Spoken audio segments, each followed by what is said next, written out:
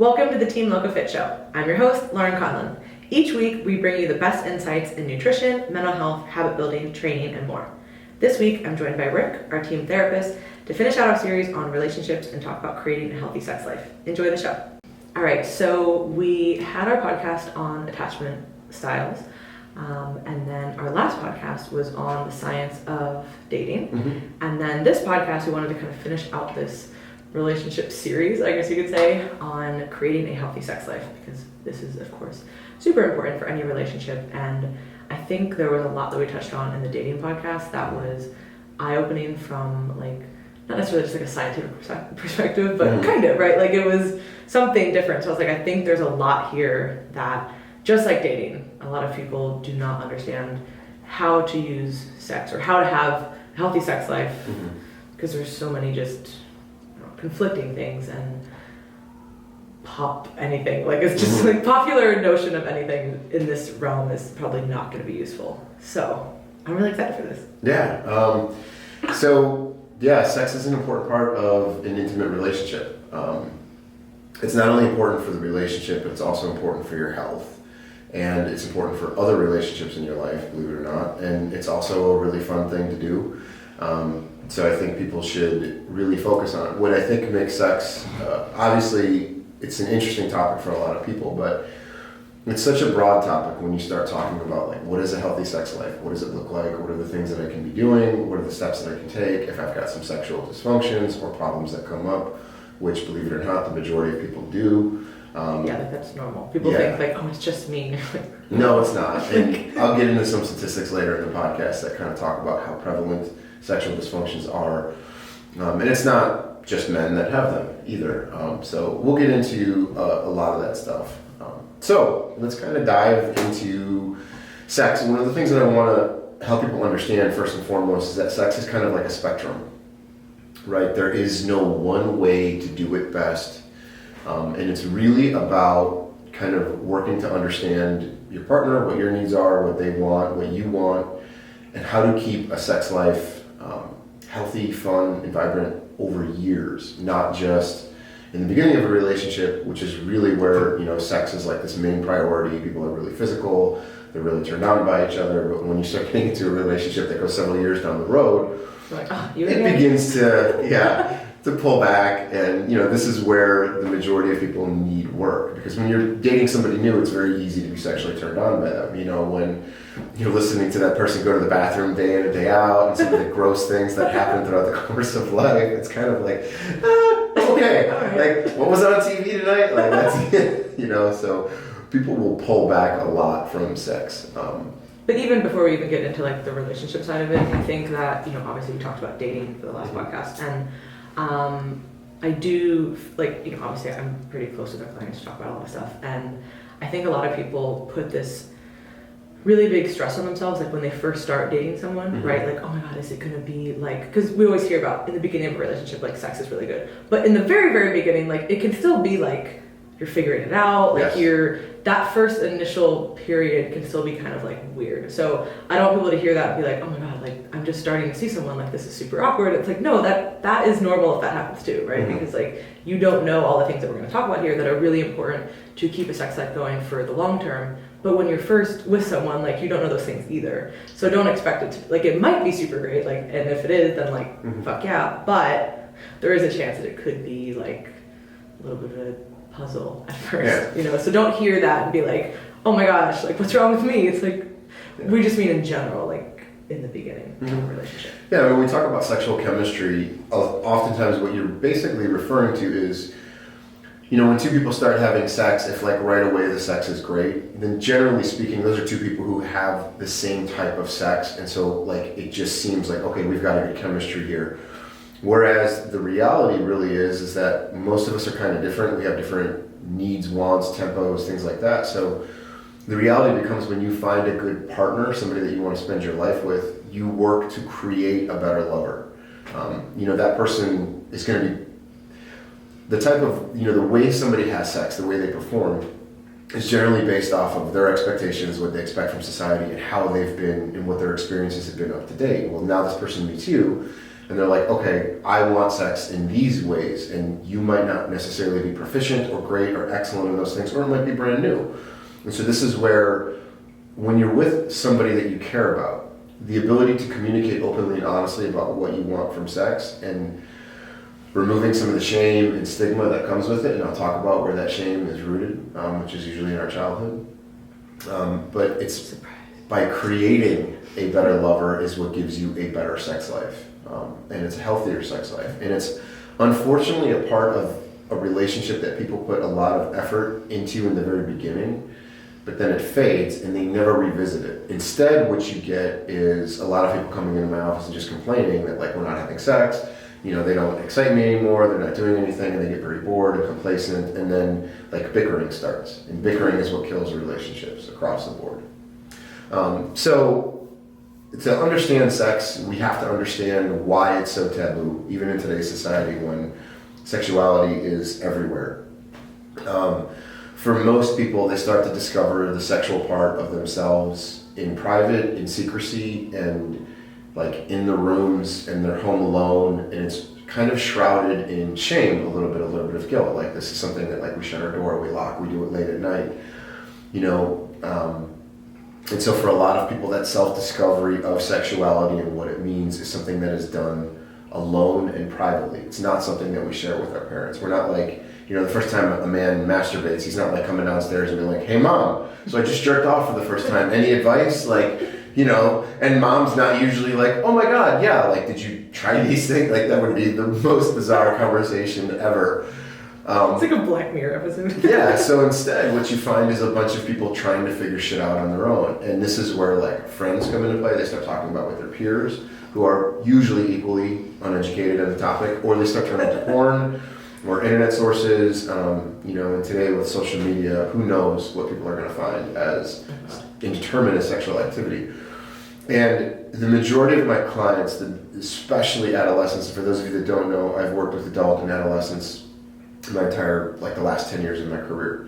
And when I ask the juveniles, the teens, the 14 to 18 range, I will ask them, who taught you about sex?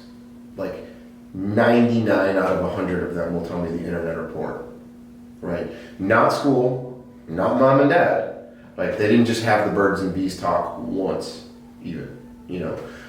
And so they don't talk about, like, what it means to pay attention to somebody, what it means to communicate, what sex actually means, like the risks of sex, like pregnancy and emotional reactions and family reactions or legal reactions and STDs and all that kind of stuff.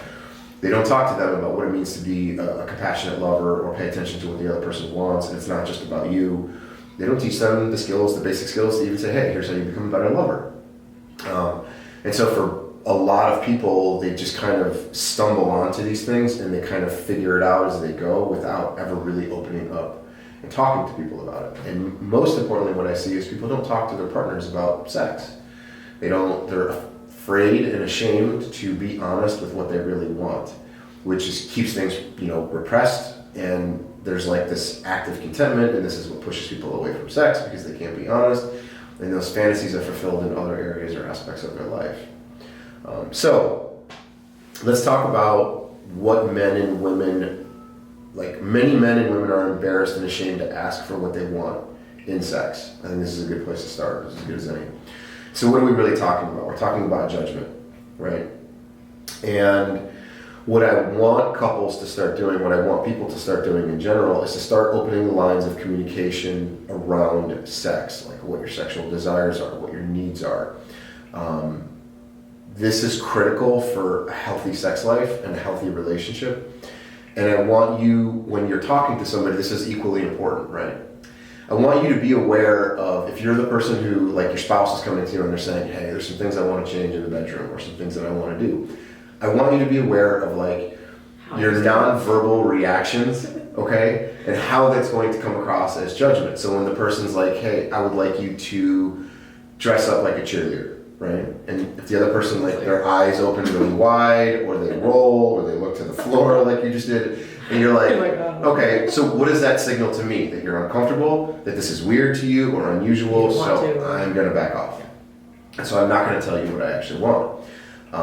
And so what I want people to pay attention to are their facial cues, those deep sighs, your critical statements.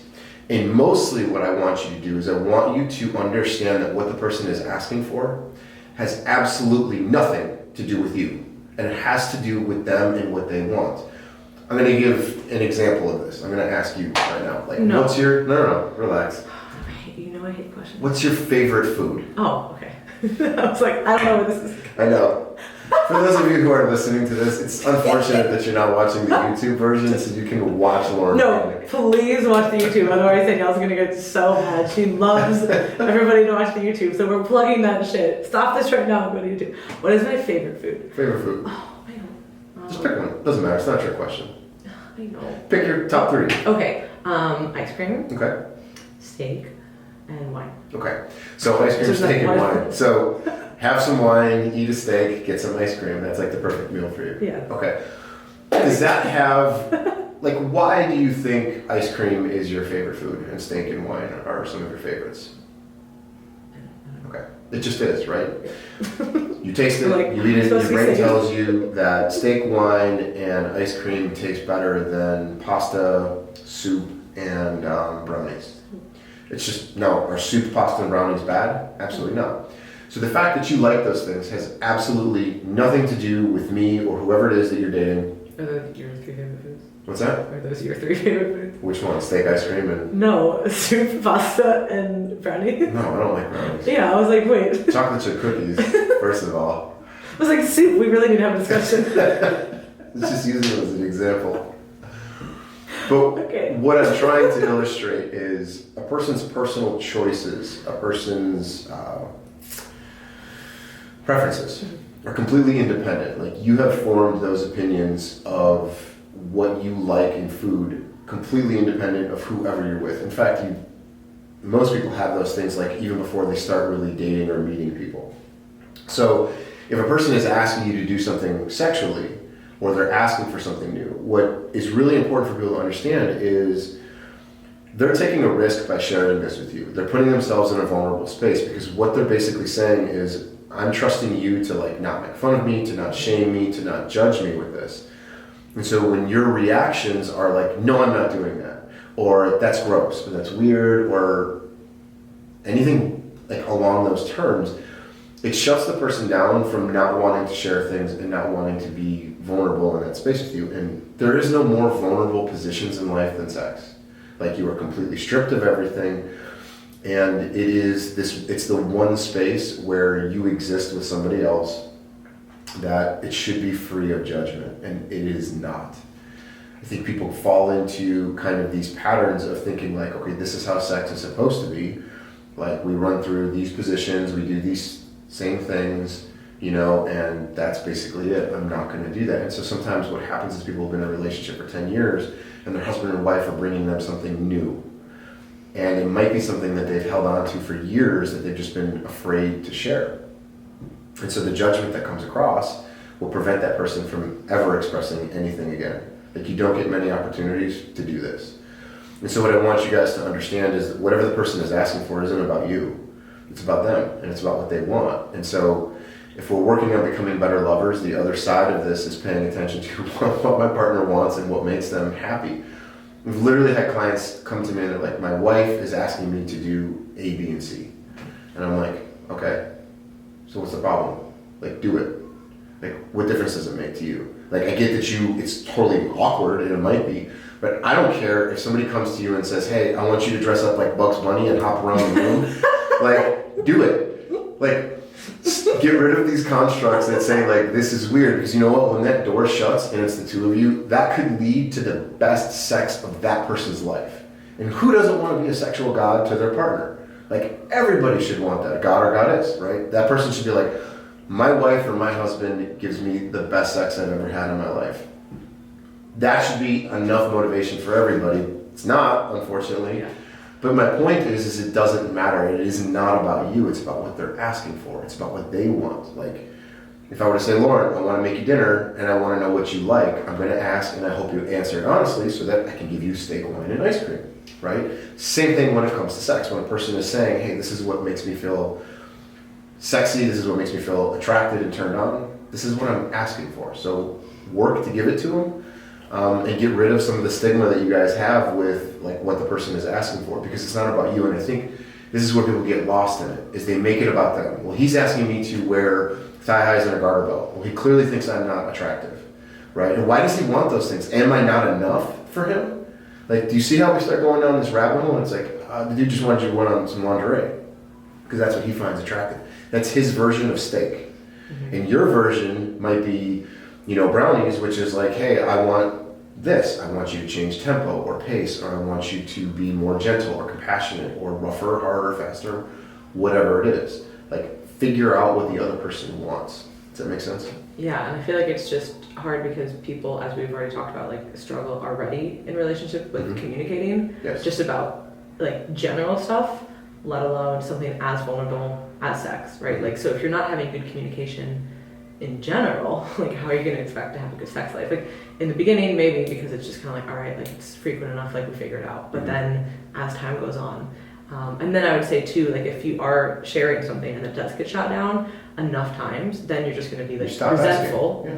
And then you maybe absolutely resentful. Look for it in other ways, whether that is with a different partner or in some other type of escape. And then the other person's like, why aren't you present? Like, why don't you want to have sex with me? You're like, well, this might be why, you know what I mean? Like, I already asked this. And so I think but when you're in it and you're that other person, like you don't think that it's going to go that way. You know what I mean? You're just like, oh, I don't want to do that, or I don't like that.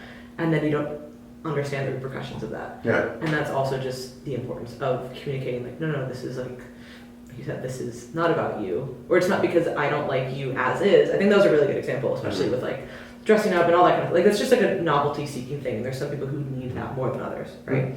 But I can see how that would make the other person maybe feel like, oh, well, I'm not enough, or I'm not good enough, or they want me to be different. And it's like, no, it's just they want different, not necessarily you to be different, still you, it's just something that's different. So I think it can be hard though, if there's already maybe like some rocky issues, and then like, that comes up, then it's just like another thing. Oh, here's another thing, he or she wants me to do, and then I can just, it's and so just easy to go down that tone of like, God, this is like, I have to do this for you. Yeah. Like, it's like, oh, okay. Okay, yeah. I won't ask anymore. Yeah. Like, now you feel where like it should be like, oh no, like the other partner should be like, I want to do this. Your enthusiasm with it. Like, when somebody comes to you and they're like, hey, our sex life is good, it's great, I just kind of want to spice it up. If the other person is like, oh my God, me too, what do you want me to do? Like, now you're eager, you're engaged, and even though you might be like cringing on the inside, like, save that. Like, it's okay, you can scream into a pillow later.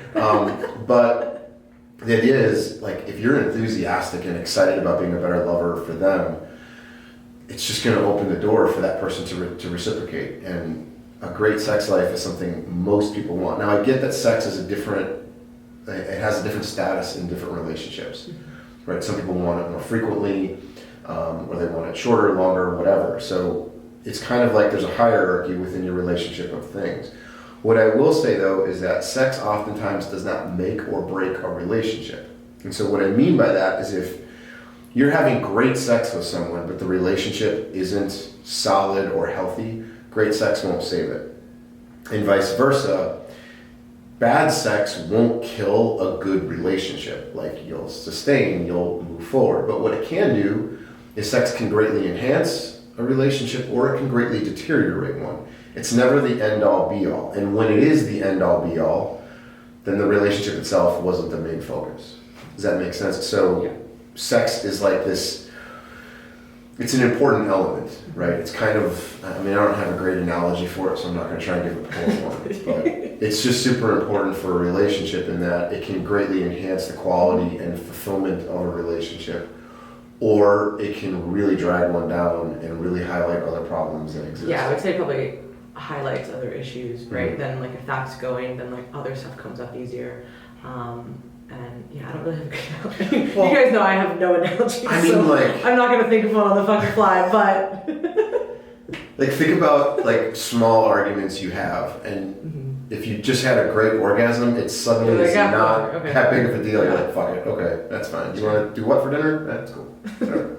Like, you're just relaxed and happy and at peace. That was kind of a joke, but it's not, because that's the reality of how it works out. And so this is another important part, and for the men that are listening to this, this is a really critical understanding of what sex is, and I want men to understand this because this is where I think men fail, and this is also where I think men and women are very different in their interpretation of sex, and this is part of the conversation I want people to have when they start talking about sex. It's not just about sexual role plays and things like that. It's about having a deeper understanding of what sex means to you as well as to your partner. And where most men I think most men will tell you is that sex to them is a physical release. It is like a fun, tactile kind of visual experience for them. And what men miss is that I think they project those emotions and that perception onto their partners, and they don't understand that sex just isn't always about sex. And what I mean by that is it's more about intimacy. So let me kind of dive into what intimacy is. Your partner is often looking to meet other needs through sex. Okay? And what I mean by that is your wife or your girlfriend, whoever it is, they're looking for that need to be touched. They're looking for that need to be admired or cared for, or lusted after. They want that feeling of safety, that you understand them, that you're with them in that space. And so women, not all women, but people in general, will attempt to get those needs met through sex. And I think that's the disconnect that most men will have with it, is they don't make that connection with it. So what I do with my clients when they start to come in and they're talking about this type of relationship issue is I will say, all right, what we're going to do is you're talking about sex, but we're going to put sex aside for right now. And so I will start to ask them very guided questions. And I will say, all right, if we were to take sex off the table, how does your partner know, through what other actions or what other ways does your partner know that you demonstrate desire for them? What other ways do you touch her or him? How else do you think he or she feels admired in the relationship? How else do they feel cared for? In what ways do you make this person feel safe? If she was sitting in here or he was sitting in here, how would they describe that you understand them and connect with them? If we were to take sex out of that part, how does the other part of the relationship fulfill those needs? And so you see very quickly how sex becomes the only time somebody expresses admiration, lust, or desire for them. It's the only time that we touch each other, right? Otherwise, yeah, it's like, hey, it's a quick kiss in the morning, then we're out the door, right? But like when you're waking up next to your partner of 5, 10, 15 years, like how much holding are you doing? How much touching are you doing? Like you're just kind of rolling out of bed, getting ready for work, doing your routines. When's the last time you guys spent time like embracing one another and sharing thoughts and fantasies and all those kinds of things that get lost throughout the course of a relationship. And so what I find is when I start asking those questions, everybody kind of looks at you and they're like searching, they're racking their minds trying to come up with the one example of like, oh no, they would feel desired because I did this. Yeah. It's like, okay, would they? Like I get it, you came up with an answer for the question, but instead of just answering it, like let's be honest about it. Like, and can you admit that you have maybe been neglecting those areas of it? And so what people will do is oftentimes use sex as a way to fulfill those needs. A person's lonely or they just have that physical need to want to be touched, and so they know, hey, I can go out and have a one-night stand and they get touched, right? But it's not the kind of holding, caressing, like loving embrace that they're really looking for. Yeah, it's totally different. I mean, I guess it depends on who you have sex with, but typically for a one-night stand, like you're not going to know that person, you know what I mean? It's not really going to like, I feel like that's, you think it's going to fulfill that, but it's really not.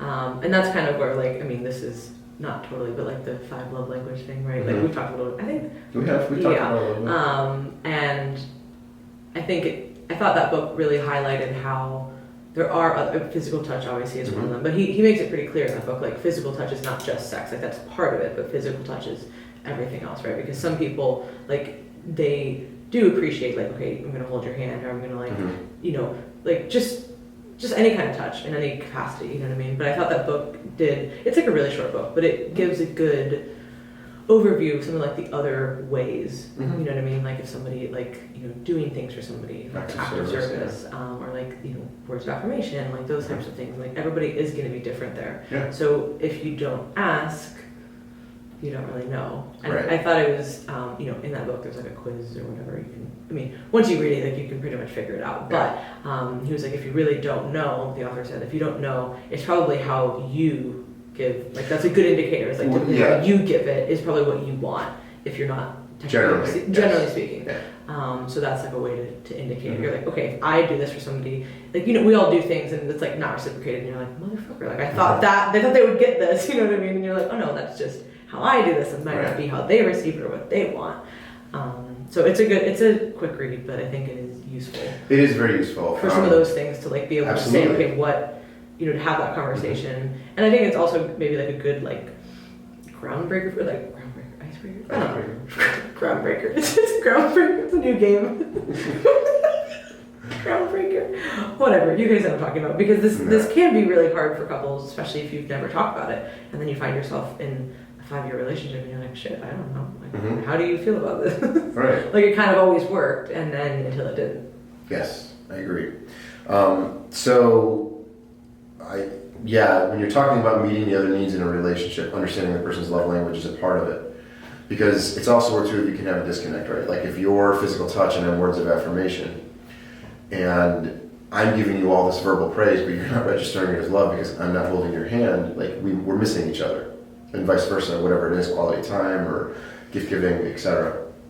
So understanding that person and then being able to recognize like, hey, okay, so Rick is like words of affirmation person, but I'm physical praise, or I'm physical contact.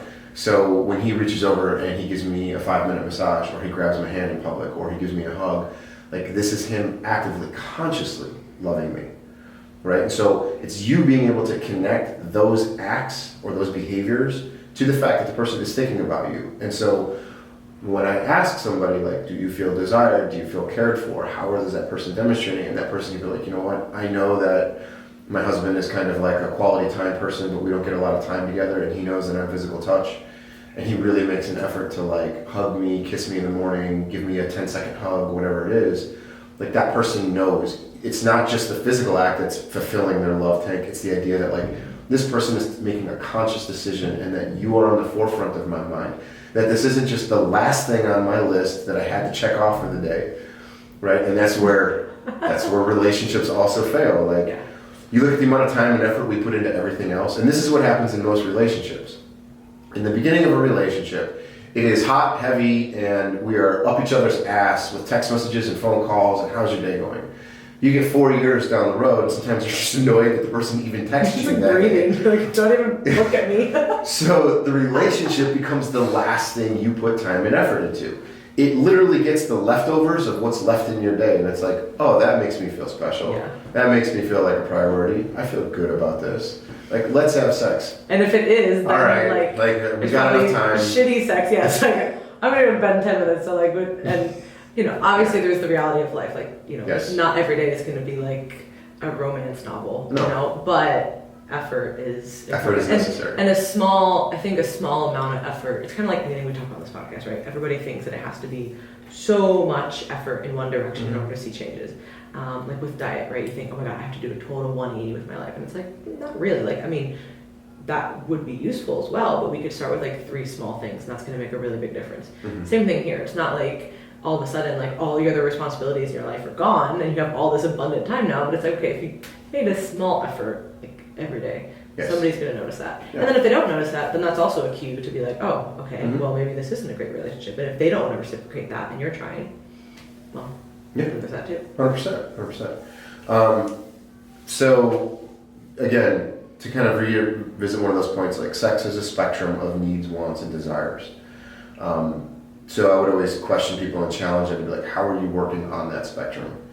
Because like having sex like a porn star is just not going to cut it. You've got to look to expand on what your knowledge is and understand that sex isn't just about the physical release of sex, as much as it can be at times. Like there's nothing wrong with that either. And so for those of you who are listening to this and who are truly like the passionate, want to make love all the time kind of a person, there's nothing wrong with a 5-minute fuck in the closet. Like, go do that. It's okay. It's healthy. It feels good. It's good for the body. It's good for the mind. It's good for the spirit. It's good for the soul. It's good for everything. So don't be afraid of that aspect of it. It doesn't mean that the relationship is going to skew one way or the other. It's a spectrum. So operate on that spectrum. And if you're the person who's like, I just want rough, raunchy sex all the time, like learn to appreciate the subtleties of making love. and being present and prolonging it and the sensations and connecting through it. Like there's nothing wrong with those things. And one isn't necessarily better than the other. It's just a preference. And so learn to meet your partner's needs on those spectrums. And if the man is looking to meet his woman's needs and paying attention to her stuff, and if she's doing the same thing, you're both going to meet in the middle and have the best sex life ever. Because it's going to be like, okay, like where you get to the point where both of you are trying to satisfy each other's needs, like one up the other person, like that's a great competition to be in. Like there's no losers there, like you're both winning, like great place to start. So yeah, I mean, obviously there's, kind of some of the basic stuff, like a lot of times with relationships, what we see is sex exists in one of two areas: early morning or really late at night. And gone are the days of like midday sex or sex in different areas of the house, or renting a hotel room for a weekend and getting away, or doing different things. And most of what I also see too is people stop making an effort to be attractive to their partner. And I don't just mean attractive physically. I mean they stop learning new skills. They don't practice things. They don't read books. They aren't buying new clothes or outfits. They aren't trying new skills or exploring sexual fantasies. It just becomes this thing where it's like, all right, the kids are down, we've got 15 minutes, let's, do you want to have sex? Like, okay. We roll over, you do your thing for a little bit and then that's it. And it's like, well, that's fucking boring. Who wants to do that? Like, there's no one does. And so you just see, you see a disinterest in it. And this is why, like, you'll hear couples all the time talk about, like, well, we can go months without having sex because the routine of life just takes hold. And don't get me wrong, guys. I have kids. I know I know the stresses that come with it. I know the stresses of starting a business or having a full-time job and all the other things that come with it. So believe me, those stresses are very real and they are equally important. Like, we cannot minimize that and say that it doesn't get in the way, because it does. But learning how to set boundaries, learning to set expectations between you and your spouse is incredibly important for maintaining a sex life, because all of that goes away if you guys can't connect in an intimate way. Is there research on like frequency? Because I feel like good question. Or at least I've heard that, but that could be maybe not like that. There is some. Okay, I think, isn't it like twice a week? Twice a week. Okay. Okay, here's this, because this is going to be a statistic. Men who have sex twice a week as opposed to once a month have a 50% lower death rate. Means they die half as much as just by having sex twice a week. Wow. It's crazy, right? Okay, that's not the paper that I read. But that's a good stat. Sex is a pillar for longevity in a relationship. Yeah. Like, it's an aspect of it, and it is a powerful one within the relationship. Obviously, sex can fade, but sex is physical. It is spiritual. It is mental. It is emotional. It is all of that. Like, I remember there's this really great movie, and Russell Brand is like one of my favorite characters in life. It's kind of funny, but you ever seen the movie Forgetting Sarah Marshall? Yeah. Okay. Well, there's this one couple who are on their honeymoon, and they're both like Christians, and they had waited till the very end, and he's like, and Russell Brand in this movie plays like this kind of like very promiscuous, very sexually advanced person. And so he's talking to this guy, and the Christian, that like the virgin, is kind of like, I'm struggling because like I feel like Jesus wouldn't want that. And like in this moment of brilliance, he looks at him and he's like, no, Jesus should be in the bedroom with you. And I laugh at that because it's, he's being funny and he's teaching the guy like these techniques, like this huge chessboard, whatever. But like the idea of it is like, bring God into the bedroom. Like, if spirituality is this thing between the two of you, like, find out how that incorporates into sex. It is a physical part. It is also a spiritual part. It's this way of two people connecting and staying in the same space. And that is really awesome when it comes to a relationship and talking about making a relationship last. Where sometimes sex gets skewed and fucked up in these matters is like when we're just doing hookups. I was literally just going to say, like, it's so... that was going to be my segue. I think that this gets really clouded with just like kind of like the hookup culture of nowadays, right? Like, how are you going to... That's why I wanted to do this, right? Because there's different than like having great sex like once or a few times versus like having a great sex life, right? Yes. So in order to build that, there requires like a lot of intimacy and vulnerability and communication, which you're not gonna get on Tinder. You know what I mean? No. Like you might meet somebody and like you might get fucked, like okay, and you might do that a few times, but like and you could have a relationship from that or something meaningful from that. Not necessarily a relationship, but like something meaningful from that. But the chances are like pretty slim. And just like the idea of I'm gonna go out, I'm gonna meet somebody, gonna hook up with them, like that's just so pervasive, and there's nothing wrong with it at all. But that is why I think a lot of people are unfulfilled with their sex life, because they are only in those types of situations, you know what I mean? And it's like it's really hard to build anything meaningful when that's how you're handling it. Doesn't mean that it's wrong, but if that's what you're searching for and that's what you say that you want, like there's gonna have to be different like methods applied, because this is not going to achieve those results. Like, exactly. And I think it does skew towards men, like how we talked about at the beginning, like it's a lot more from that like just like physical release perspective for men versus like the more intimate perspective from women. So I think that like for guys, when they're dealing with that, they're like, oh, nothing wrong with this. Like they don't really think twice about it. But you find like a lot of like dissatisfied women because they want that more emotional piece of it. And if they're only in that kind of hookup culture, they're always going to be dissatisfied. Yes. So it's like that's not going to create anything meaningful for you. No. And unless for you sex is just about the physical release. Yeah, and if it is, then whatever. You know, there's people who struggle with monogamy their whole life, and they've decided like, you know, truly committed relationships, monogamous relationships are not for me. I'm too promiscuous. I enjoy that. Fine. Again, I'm not judging it, but like understanding yourself to then self be true, right? You've got to be honest with who you are and what you want. And a lot of times what I think people do is they make compromises. Not compromises in a healthy way, but compromises in like, okay, I don't have a relationship that I care about right now.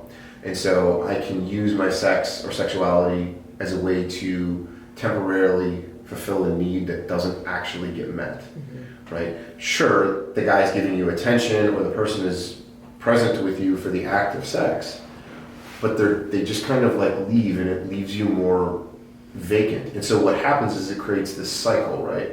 Like I'm lonely, so I call the person for a hookup, which makes me feel better, but then they leave and I feel lonely again and even worse. Yeah. And so it creates this cycle. And then when you get the attention, like there's these dopamine dumps. Yeah. And so it creates this really intense behavioral loop. It's usually like when people have been burned once or twice through bad hookups that they're like, all right, I'm fucking done with this.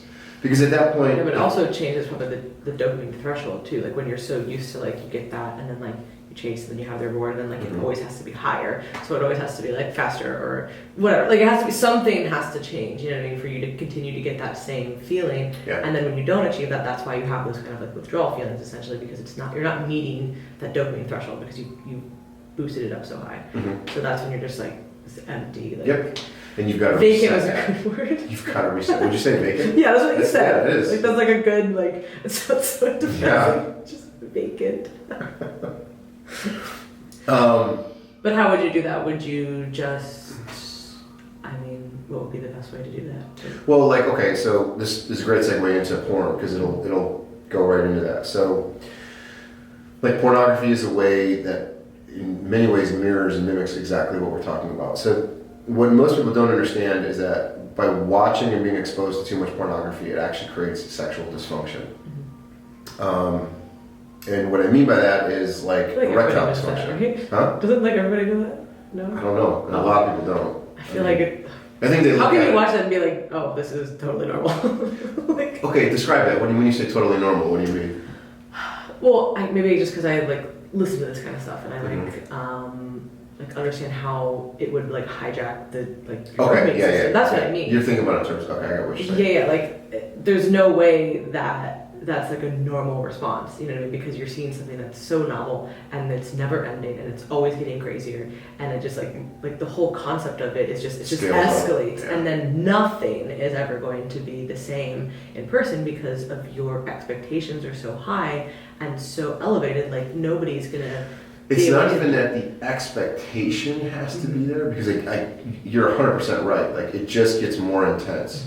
Like it starts off as 1 or 2, and then it's like 3 or 4, and then 15, and then 20. Like when you look at, because I work with sexual violent predators and stuff like that too. And so when I start talking about pornography, like what you see is, and this is typical of your teenage kids, people.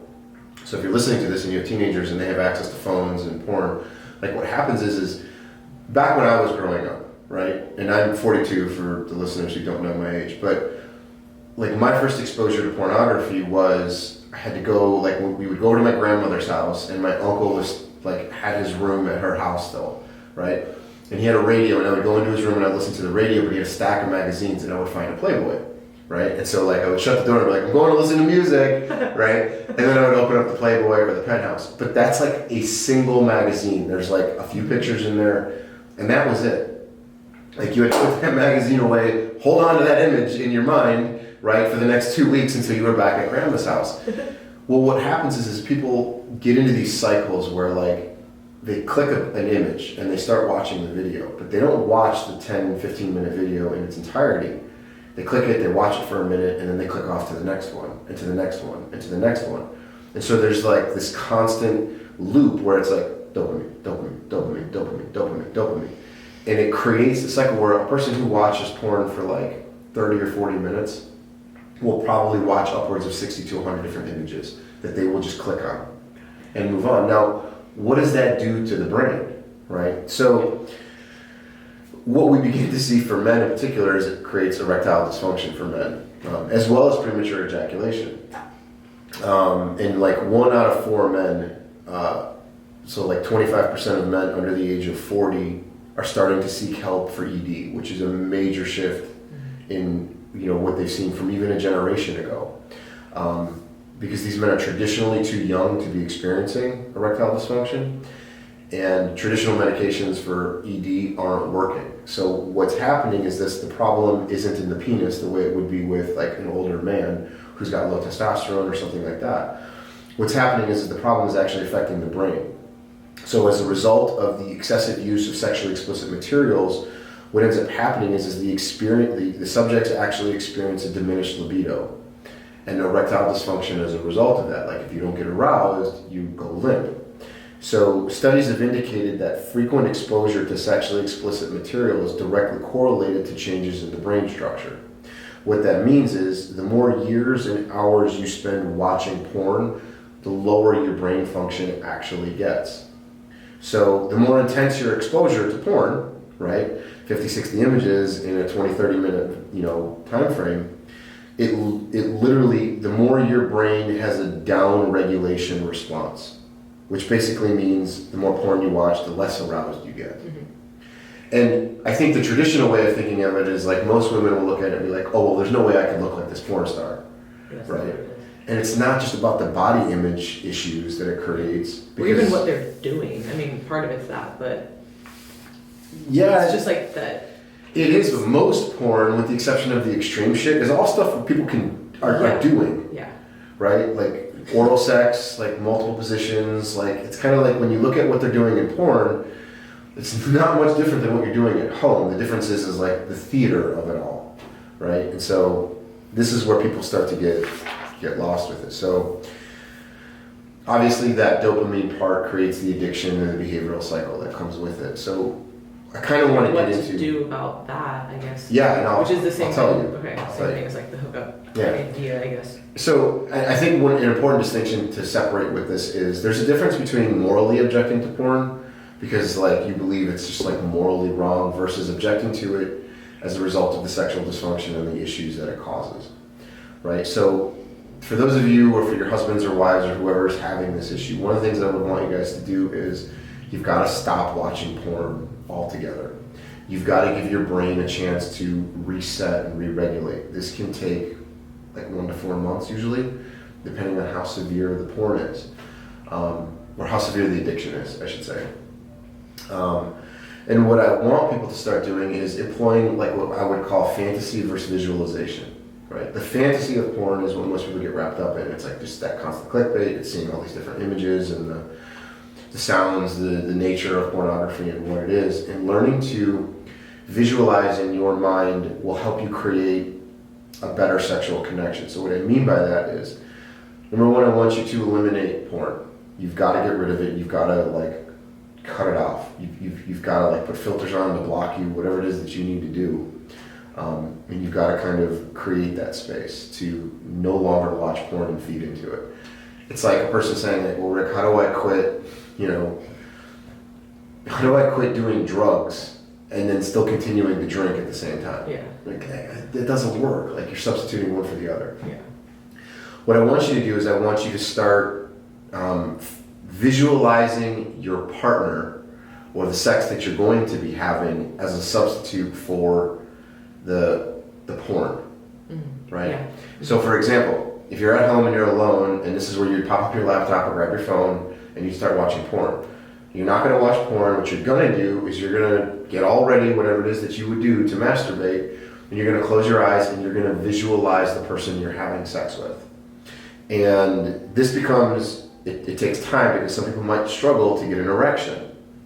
But the visualization is like by visualizing your current partner, it's a real woman, okay? Somebody you're really actually going to have sex with. And you're going to visualize her body and what her reactions are going to be while you're having sex. You're going to imagine the moans and as visual as we can get with this, like what her skin feels like, what positions are you going to go to, what smells, what tastes, the touch, like all of it. We want to create those sensations and you want to create that visualization in your mind to the point where it becomes so stimulating, like you can get aroused by that. And if you can't get aroused by that, then we're talking about the younger generation or the people that are experiencing erectile dysfunction as a result of watching too much porn. Then this process needs to continue to keep going until that is you're able to do that. Yeah, it might not happen right away. I mean, especially if you've been having issues. Correct. No, it can take a while. It's not going to be normal to just be like, oh, okay, I blocked all the Pornhub. Now all of a sudden I'm back to normal. Like, yes, it's going to be a little bit. And you progressively want to, expand on that fantasy, and picture your partner having an orgasm, and you want to bring yourself to that space because that's the reality of what you're living in, and. But I feel like even if you were I guess this is kind of off topic, but even if you were visualizing somebody else, I still feel like that's different than just passively watching. Agreed. Like, right? If you're okay, the girl in my Spanish class and you're going to visualize having sex with her, yeah, fine. It was very specific. I don't speak Spanish, so that should help you. Anyway, where can we get up? He's like, so I've been taking a Spanish class. And said, hola. No, so... But just in general, I think there's a big difference, because you're actively doing that versus just passively, maybe watching. Yes. And because when you are watching porn, you're not a part of it, and you're probably not really thinking about you being a part of it. You're just observing it. Yes. Versus visualizing, whether it's with your partner or anybody else. That's going to be totally different, just a lot more intrinsic. Yeah. So I can see why that would help a lot. Yeah. My advice would be don't give up on the process. Like the first few times you do it, if you're not getting the results that you want, you've got to stick with it. I promise your brain can be rewired back. You've just got to give it the space to do it. So don't give up, keep trying. And I'll tell you what, let's use basic behavior modification here. When it goes well, reward yourself. Do something to reinforce the positive behavior of it. Because that's also kind of what porn does, is it's intense in that it feels great, and so it's this pleasure seeking, and it also kills whatever kind of pain. People use porn or masturbation or sex as a way to avoid pain and numbing themselves to it, because an orgasm feels so much better and the motion of masturbation feels so much better than whatever pain you're kind of feeling, right? Doesn't it temporarily subside when you're having sex? So it becomes this it replaces pain and it feels really feels really great. So but what about, so we were talking about the hookup culture person who's just vacant. So vacant, no. Obviously it's gonna be a little bit different than this, but would you say if that's how you're feeling and you don't want to feel like that anymore, that you need to stop having meaningless hookups in order to get back to that baseline? I would say obviously the visualization thing's gonna be a little bit different, but just in general, do you need to remove that? If you are finding yourself in a hookup situation, right, where it's either the same person or different people, and you're having this vacant feeling because you don't have any emotional intimacy, in order to stop that, like to get back to like a normal baseline where you're not feeling so numb to everything, would you say like, don't hook up with anybody until you have something that is more like emotionally available or intimate, or is that not just? Yeah, I think I understand what you're asking. What you're basically saying is a person who's been in a long-standing hookup relationships, who's feeling that they don't have their emotional needs met, right? What should they do? And they just feel worse every time. Yeah, okay. So it's slightly different than the porn thing, but like, yes, the strategy would be, look, what you're doing isn't working. It's not actually fulfilling the needs that you have. So continuing to do the same thing over and over again is only going to produce the same results. And so I get what people are saying is because, and what it's done is it's lowered their sense of self-worth as well, because then how they perceive themselves is I'm only good enough for somebody to have sex with, but not good enough to actually care about and love and spend time with. And so my only purpose is to basically get people off, and I'm this like fuck doll for somebody else, and that isn't making me feel good about me, and no one cares about me. So yes, it is perpetually creating a cycle that is detrimental to your emotional well-being. So we need to get off that train and kind of readjust and reset your expectations and maybe say, look, how do I go about finding a healthier relationship that's not just predicated upon sex? Yeah, refer to the last two podcasts. So kind of transitioning to the back half of this podcast, or not back half, but just kind of the back part. Who says that? I don't know. Back half. Here we back go. Part. Here we go. Remaining third, perhaps. I don't know. To round out this podcast. It's a sexual dysfunction. Let's get there. So, age 40, men. 40% of men over the age of 40 have some degree of sexual dysfunction. 40% of women have some degree of sexual dysfunction throughout their lives. Right? Those are pretty high numbers. Here's the worst one. 75% of people who have sexual dysfunction never receive treatment for it. And so obviously as a therapist, one of the first things I like to evaluate is this a psychological problem or is it a physical problem? We already kind of covered through some of the psychological things that you can do, like in terms of talking and understanding your needs and intimacy and what the person wants, and reducing judgment and all of those kinds of things. There are specific psychological things that we can do for like men who experience erectile dysfunction or premature ejaculation, like for example, strengthening the pelvic floor, learning how to breathe, relax, understanding the differences between visualization and fantasy. Those are more psychological components. So I kind of want to get into what are some of the physical things that you can do in other areas of your life that you can do to address kind of sexual dysfunction and some of the strategies that we have. So these are kind of like the six top strategies between the medical community as well as the psychological community. Just kind of a disclaimer, you should always consult a physician before doing any of these things. This is not like medical advice. These are suggestions of things for you guys to be exposed to if you don't know. Some of these things might be new. First and foremost, top of the list, take care of your body, right? This is super important, and if you don't know the importance of this, like you are brand new to the podcast. Yeah, hey. Check out the other 200 episodes.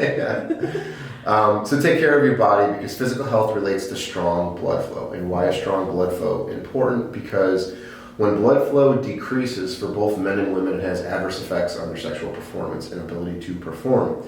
So for men, it's the leading cause of restricted blood flow is the leading cause for erectile dysfunction. For women, increased blood flow is directly related to vaginal wetness as well as clitoral engorgement, right? So if you don't have good blood flow, you're not going to be stimulated in the same ways. Also, and this is totally side note to all this, but like a less direct note, when you do take care of yourself, you typically are going to feel better, right? Mm-hmm. Like there's no way that you're not going to have noticeably higher energy, you're going to feel better, you're going to be more confident. And when a lot of like this comes down to outside of like these very physical things, right? Like blood flow is pretty specific, but just in general, like somebody who exudes confidence, like just in their life with their partner, like that is a lot more sexually attractive. Correct. To anybody. It doesn't matter what you physically look like, but just having that confidence. So if you're taking care of yourself, like you can't expect to eat like trash, never go outside, like never work out, and like all of a sudden like be this person who is just like radiant. Like it's just not going to happen. So, and it's not a physical size or physique thing. It's just literally how you're presenting yourself to the world. So I think that just by doing that, people feel automatically better, and then that confidence obviously flows to other areas, in particular this. Yeah, absolutely. I mean, 100%. The benefits of working out from just an emotional well-being perspective. Well, yeah, that's just a whole Like, different podcast. yeah. But yeah, like exercise and mental health is just like, let's go down the list. I mean, it really is powerful. I mean, even against some of the like drugs that we have, I mean, there's so many different, obviously, psychiatric drugs that are amazing, but the like margins of improvement are really not that great because there's such a wide variability with people, and because mental health is so encompassing with a lot of things. Like, it's typically not like, oh, this exact chemical is going to work in this exact way and it's going to fix you. Like, that works for some people, but it's usually so complex that. Well, yeah, I mean, the act of exercising places significance on priorities, your health, you as a person, how you feel as a result of the endorphins and all that kind of stuff. Like, it's just, there's ample evidence to support that. So, number one, obviously, was take care of yourself. Number two, increase nitric oxide. So what is nitric oxide? This is the main chemical messenger that tells your blood vessels to vasodilate, which basically means to open up. Like, again, when we're talking about blood flow, we need greater blood flow. So as you get older, you lose the ability to make nitric oxide. And so because it's made by the cells that line your blood vessels, so as you get older, you develop like atherosclerosis, which now you can't make as much nitric oxide. So as a result of that, what you see is the narrowing of the blood vessels, and this is caused by like plaque buildup, right? Which this is also where you lose the ability to become erect, which is where erectile dysfunction comes in. This is also where like drugs like Viagra come in, because Viagra is effective because it keeps the nitric oxide levels around for longer. And so what it does is you still need to have your own nitric oxide within the bloodstream for those drugs to be effective. So what can you do? Well, you should eat foods that are kind of specific to that are kind of rich for nitric oxide. So what does that mean? It means like that are high in nitrates, like beets, green leafy vegetables, pomegranate, antioxidants. Like, if anybody's been listening to this podcast, I'm sure you've heard those types of things come up in the past.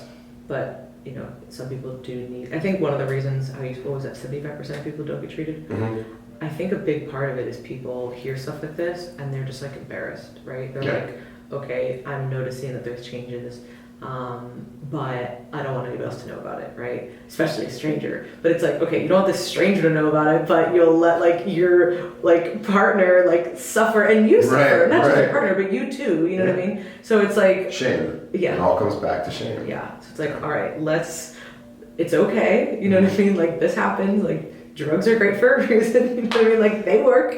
I had a client who, like, I was telling him about this. I was like, you should do some of these things. And so I'm going to spare you what he called it. You definitely have to tell me. Okay. You want me to tell you? Is it appropriate? I don't know. What is it? What is appropriate or not on this podcast? He called it his daily cock juice. And so he made like a smoothie of like pomegranate and like, the Viagra, vegetables and all bottle of that Viagra. And he would just drink it every day. And he's like, he would, he was a really humorous guy. He's like, I'm drinking this. And he's like, I can feel me just becoming more virile and like a beast of a man. And he just called it his cock juice. And I loved that, obviously. I was like, that's awesome. So that's that. You're that's gonna take two. Optimeds from First Form. It's mostly beets and it's all for like blood flow and stuff. And oh, perfect. So hey, plug in that. What was it called? It's called Optimeds. Optigreens? Optigreens and Optimeds, yeah. Well, the greens has obviously the other like more green stuff, and then the OptiReds has a lot of different products in there, but beets is like a big one. Okay. Big part of it. They're like bright red. Like it's really good. Yeah. Number 3, hormone optimization. Like this, this is a lot of your clients struggle with hormone imbalances and stuff like that. But again, it's something a lot of people have shame around. Yes, and I don't know why. I don't know why like the aging process has become this shameful thing. Like as men get older, testosterone drops. Mm-hmm. So does progesterone and estrogen and all that kind of stuff. And so they tend to go down with age, and this is directly related to maintaining an interest in sex, like your libido. Or the general health of your sex organs in general. Mm-hmm. So for women, we see a decrease in progesterone and testosterone like in the mid-30s, generally is when that starts to occur. And estrogen definitely plummets after menopause, which basically means they like have this really decreased interest in having sex. So if you're 50 or 55 or whatever it is, whatever age you're going through menopause, like those numbers seem to be skewed in today's society with all the fucked up diets that we have. It's kind of like, okay, that becomes an issue. And for women, they can also experience what's like called a thinning of the vaginal tissue, right? And so what that basically means is like they become so sensitive and like the tissues become more friable, which means that the actually having sex can be painful, which obviously no one really wants to hurt somebody during sex. Great, this sucks. You're like, I don't want to have sex and this hurts. And this hurts, right?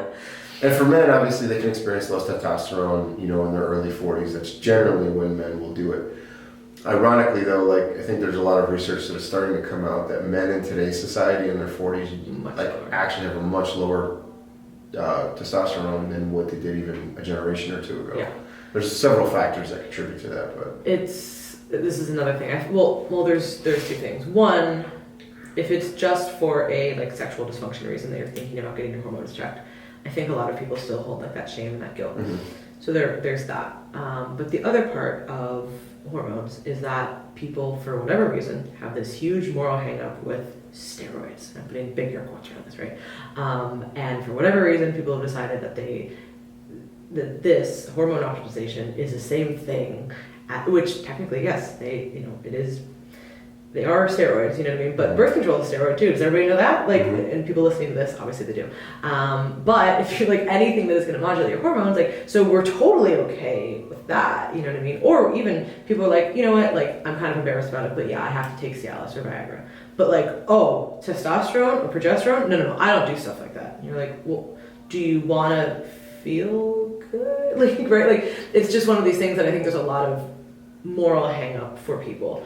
And now, are there definitely places that push more than they need to? Certainly, you know what I mean? So you need to obviously use discretion, right. But it's your choice if you want to optimize your hormones or not. So if you decide that this is something that you want to do, that's your choice, and there should be no moral issue behind it, you know what I mean? And having very, very low hormones is just as detrimental as having too high hormones, right? So you always hear about, obviously, everybody takes bodybuilders as an example, right? And any person who's a bodybuilder, there's a lot of factors, you know what I mean? First, there's a rampant use of diuretics when they are competing, which is a huge toll on your kidneys, so that's number one. Number two, bodybuilders are significantly heavier than they need to be, like that from their own structure. And just the heavier you are, the harder it is on your body, for like heart attacks and things like that. And generally, people who are, elite bodybuilders or somebody who is taking a lot of steroids, or that's what they get blamed, they died because of that. They're taking a lot. This is not for hormone optimization, you know what I mean? They're taking a lot of different compounds. So this is very different than taking a little bit of TRT or a little bit of progesterone, completely different. So I think that there's a lot, I think that the messaging has gotten a lot better. I think that there's way more people now who are like, oh yeah, HRT. Like that's more normal of a conversation versus like, oh yeah, I got steroids in the bathroom at the gym. Like, that's it. You can still do that. Like, trust me, there's still plenty of people who do that, but those are for different reasons. You know what I mean? So I think that a lot of that, it just comes from that misinformation, which hopefully we're changing. And I think that's why it's important to work with your physician too, right? Like yes. If you're going to find somebody who specializes in this, go to a hormone clinic, go to an endocrinologist. And that way you can talk to your physician about what side effects you're doing. You can do regular blood workups. You can meet with a cardiologist. You have to do regular blood work if you are taking exogenous hormones. Yeah. Do not do that without understanding that you need it. That is part of it. Yeah. So all those things are important. So that was number 3, hormone optimization. Number 4, stem cells. Which I didn't know this was Amanda about the stem cells. I mean PRP. Yeah. PRP is platelet-rich plasma. And so basically what it means is stem cells, as we get older, they become less active. Well, what PRP does is it uses growth factors that are already in your blood to send signals to the stem cells to start working again. Right? PRP's got multiple uses throughout the stuff. And actually what doctors can do is they will inject these things directly into the sexual organs. So for men, It's called the priapus shot, or the P shot, as they'll refer to it. And it's literally, they use topical cream on the penis, so it's not like it hurts. But they literally hit you with a syringe into your dick. And the results of it are great because you have increased blood flow, heightened sensation, there's heightened pleasure, stronger orgasms. And don't worry, ladies, there's one for you too. They call it the O shot, or the orgasm shot is how it's referred to. And this again is injected directly into the vagina and the clitoris. And again, same effects, increased blood flow, sensation, pleasure, stronger orgasms. So for a lot of people who even, sometimes there's people who have like struggled to reach climax or consistently, they go through some of these things, they go through the consultations, they get the shot, and it's kind of like, this was awesome. There's so many people who have gotten these things, they don't know that they really exist, and that's kind of why I want this, is just to say like, hey, Yeah, I had no idea. this is, some things that you guys can do. Obviously, when you start taking everything into perspective and you're like, okay, am I dieting properly and getting some exercise, right? Is my cock juice cocktail ready to go? Good. Are my hormones being optimized? Yeah, probably don't do this first, but this could be a potential option. Correct. Because it's also going to be short-lived if the rest of your diet, Exactly. your health is crap. And why are you doing this to yourself if everything else is designed to help it fail? watching porn 15 hours a day, probably Exactly. don't do that. But hey, if you're doing that, we've got other issues too. This is number 5 is what we call shockwave therapy. This is relatively new, all things considered. Basically what it is high-intensity sound waves that are being delivered through like a handheld device. Mm-hmm. I feel like I just heard about this. This is mostly for men with erectile dysfunction. Yes, I just heard about this. Mm-hmm. Yeah. It obviously increases blood flow to the tissue. The benefit of this is that there is no downtime, there's no pain, there's no risk. Okay? The upside though is much better orgasms and stronger erections. Which for men, believe it or not, stronger erections can also be something that is important to them because there's obviously varying stages of strength within erections, right? And so what some men will notice is hey, when I was in my 20s, I could drive a nail through a board with my penis, but now I'm just kind of not quite limp, not quite erect. I'm just kind of there, and it doesn't so. Yeah. Erectile strength is a big deal for men too, and that's something that they can, that can help with. And the last one, number 6, would be the vaginal laser. For people that don't know about this, they basically use a combination between light and heat to get the cells around the vaginal tissues to increase their collagen, to increase elasticity.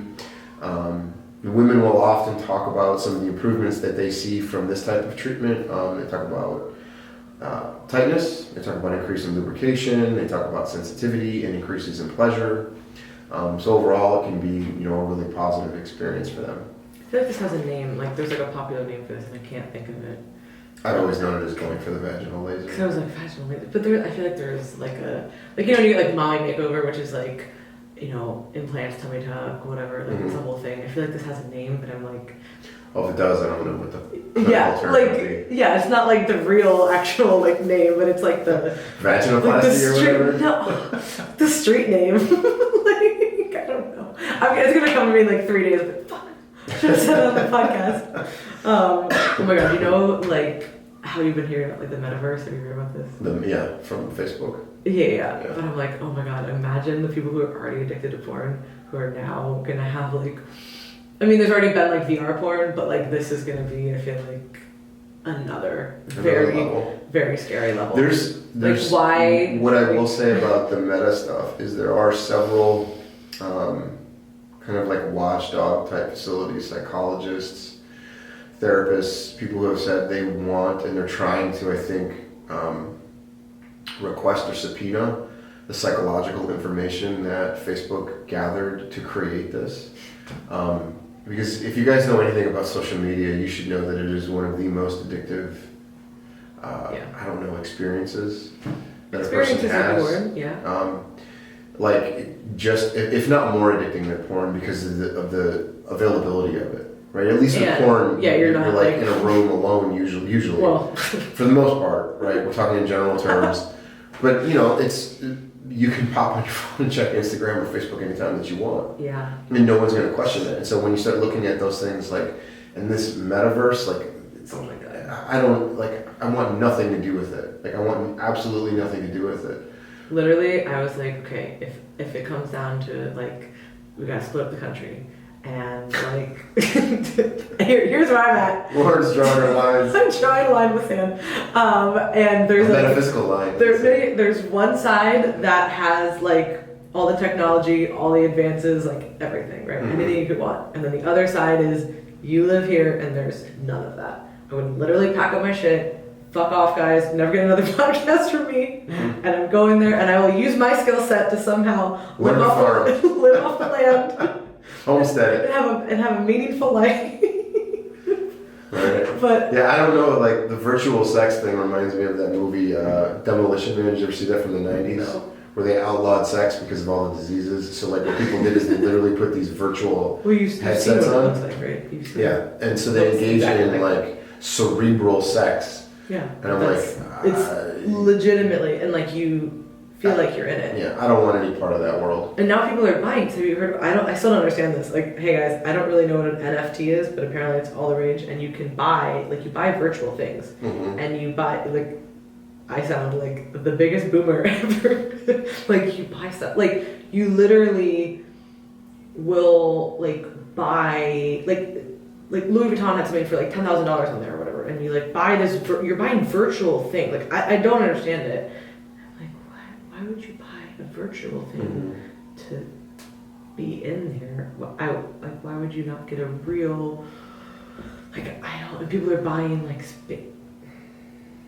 I'm not meant for this world, so I don't either. I'm outgrowing it, so I'm very scared. But if you have a problem with porn, please do not buy the meta stuff, the meta goggles, virtual reality.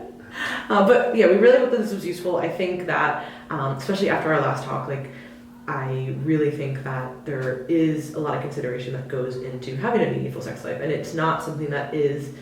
It might be easy in the beginning, right? But it does take work just like any other relationship. And even if you're not in a committed relationship, right? For it to be meaningful, there are things that need to be taken, into context. And I think that obviously communication is a big part of it. And I mean, there's just so many things in here that we touched on that I think will be really useful. Yeah. So if you guys have any other questions, definitely let us know. If you like this week's episode, please share it. This is the best way you can support our show. To check out our coaching services, courses we offer, and additional content we put out, visit teamlocofit.com and follow us on Instagram @teamlocofit.